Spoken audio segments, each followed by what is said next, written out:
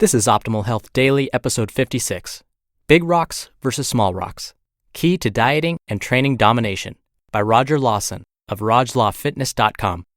Get ready to maximize your potential with Optimal Health Daily, the podcast that brings you the best content in health, fitness, and nutrition 5 days a week. Your optimal life awaits. Now here's your host, Dr. Neil Malik.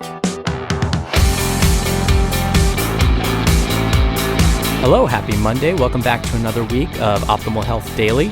I'm your host and narrator, Dr. Neil Malik, and today we have another post from Roger Lawson of Raj Law Fitness. Before we get into the post, I want to remind you that we give away books every month to random people on our mailing list. So if you want to be entered into that and also show some support for this podcast, come by oldpodcast.com and join the mailing list.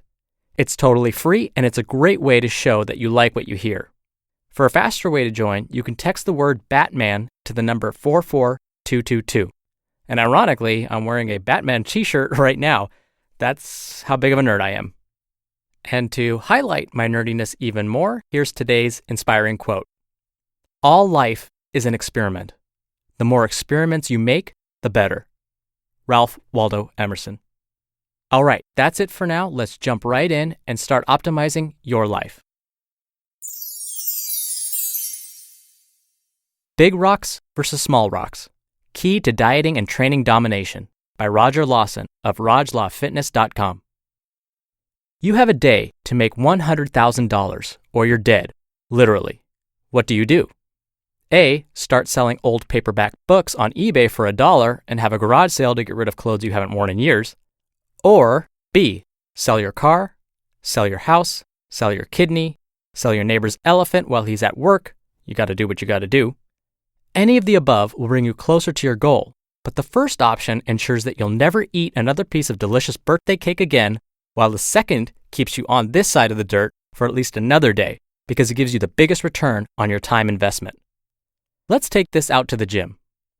You have a year to radically change your physique for the better and can only choose 2 exercises. A, chin-ups and deadlifts, or B, bicep cable curls and leg extensions. When it comes time to train, look around the gym and you'll see people using all these small rocks, aka choice B, day after day with very little to show for it. These are the people who will look exactly the same a year or 5 years from now. Big rocks are big for a reason. They're awesome, make things happen, and accomplish far more than small rocks alone. They're all about synergy and multiple parts working together. Want big arms? Chin-ups and dips will get you far better results than bicep curls and overhead tricep extensions. Plus, you'll receive a better looking back and pair of shoulders as a bonus for your troubles.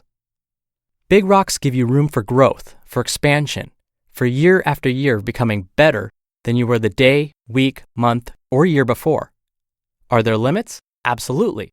But the average person is so far from them that their time and energy is better served not even thinking about limits, and more about what actions they can take to reach their goal.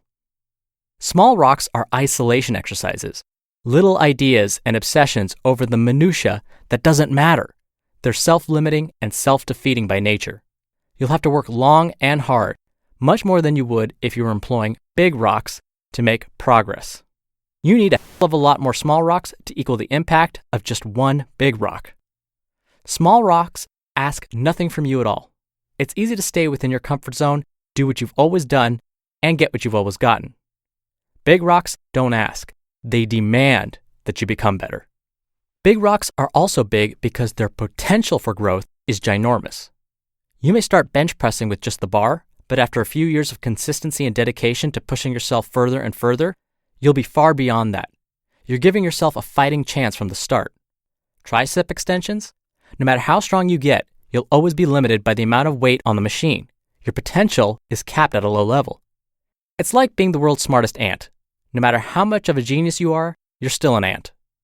As much as I love training, I have other interests outside of the gym, so I like to limit my time to 2 to 3 times a week for between 45 and 60 minutes. I also want to get the biggest bang for my time invested, which only leads me in one direction, towards the big rocks. Very rarely does my training change. 3 to 5 exercises each training day, 2 to 3 sets with no more than 10 reps, depending on the exercise. Variety isn't a factor because boredom comes from a lack of results, and I have a small victory every session that keeps me going. I'm not alone in this. Eric Cressy, J.C. Dean, Martin Burkhan, Nia Shanks, and Tony Gentlecore are just a few other fitness professionals walking the talk and filling the majority of their training with big rocks. I've yet to meet anyone who focused on what mattered in terms of training and nutrition and didn't look good while doing it. If you're not on track, then you're about to be. Here's a quick rundown of what matters in terms of dieting and training. Focus mainly on these, throw a few small training rocks in there if it makes you happy, but they're not necessary. Be patient enough to see results, and you'll be rewarded by lifting yourself above the herd and actually achieving the sexification goals that you set. Training with big rocks. Chin-ups, pull-ups, squats, deadlifts, bench press variations, overhead presses, dips, leg press, push-ups, hip thrusts, lat pull-down variations, pretty much any compound movement that you can add a lot of weight to in the long run. Training with small rocks. Cable fly, tricep kickbacks, calf raises, wrist curls, lateral raises, hamstring curls, quote, inner thigh machines, crunches times infinity, pretty much anything you're not able to add a significant amount of weight to in the long run. Diet and big rocks. A caloric deficit or surplus, adequate protein intake, consistency to the deficit or surplus, and movement. Diet and small rocks, quote, fat-burning foods, meal frequency, fad diets requiring you to swear religious allegiance to certain foods, and excuses. You just listened to the post titled Big Rocks versus Small Rocks, Key to Dieting and Training Domination by Roger Lawson of RajLawFitness.com. I'm going to go back to the inspiring quote I shared with you at the top of this podcast. All life is an experiment. The more experiments you make, the better. So why not, in your case, try out this experiment that Roger's suggesting here? For a while, maybe a month, 2 months, or even up to 6 months, try these compound movements. Try adding some weight to these compound movements and see how your body responds.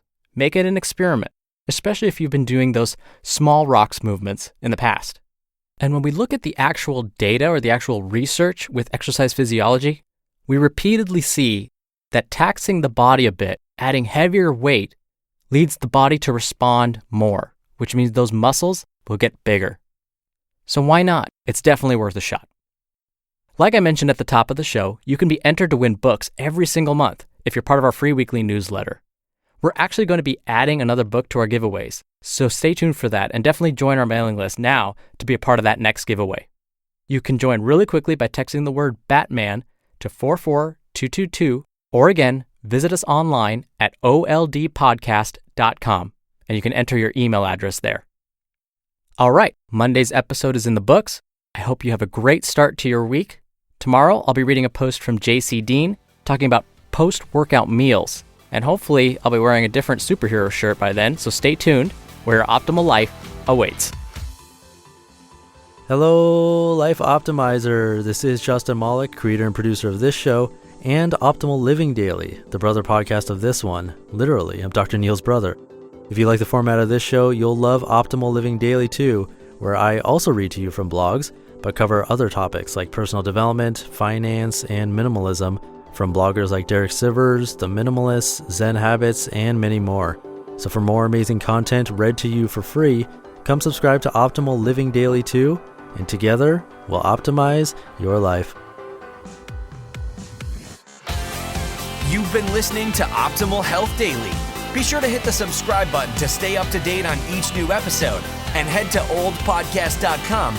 That's oldpodcast.com for a free gift, as well as more actionable tips and resources to help you maximize your potential. Thanks for joining us, and remember, your optimal life awaits.